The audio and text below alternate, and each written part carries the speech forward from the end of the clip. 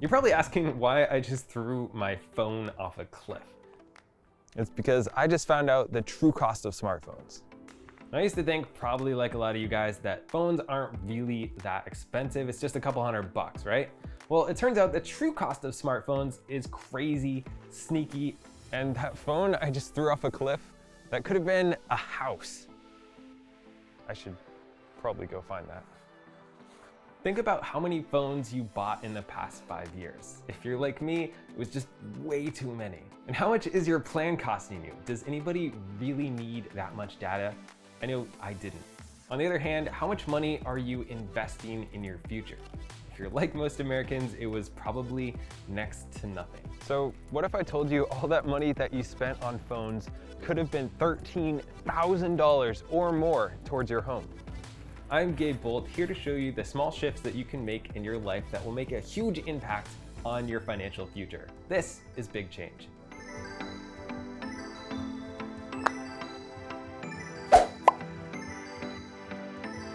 I'm not perfect. I spend a ridiculous amount of time looking at my smartphone. And I'm not alone. There's a high likelihood that you're watching me on one right now. But don't worry, this isn't a list of all the reasons you should ditch it. They're hard to live without and they're not going away anytime soon. But we're trying to make money moves here, people. We're trying to better our financial lives. Here's the deal. You can have a decent phone and you can make good decisions with your money. You just have to be conscious about your habits. Do you upgrade every year? Why? I couldn't answer that question myself, especially when I already had last year's model and it was working fine. Smartphones are what financial gurus call depreciating assets. They're things that you buy that don't retain value over time. On the other hand, a down payment on a house doesn't depreciate. It's an investment locked up in the equity of your home. Take me, for example. The last 10 years of phone spending comes out to about $13,000. What if I had only bought 3 phones over that time? I'd have spent around $4,300 and $8,700 savings. Imagine what I could do with all that extra cash. Let's take it a step further. This is where things start to get fun or kinda sad. Doing some quick math, if I were to have put those payments into an ETF that tracks the S&P 500, that's the 500 largest companies in the US stock market, that $8,700 over 10 years might have been closer to $18,000 today. That's an expensive distraction. And I didn't even tell you to get rid of your phone. I'm just suggesting that you don't always have to have the latest and greatest. Here are a few things that you can do to keep your phone running like new. 1.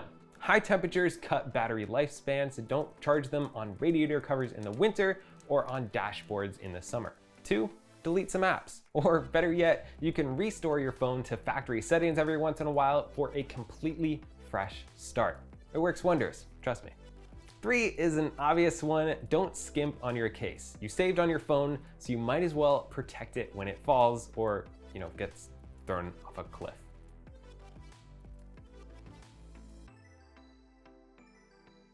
And finally, trim your subscriptions. Think about the time you spend using an app versus its cost per month.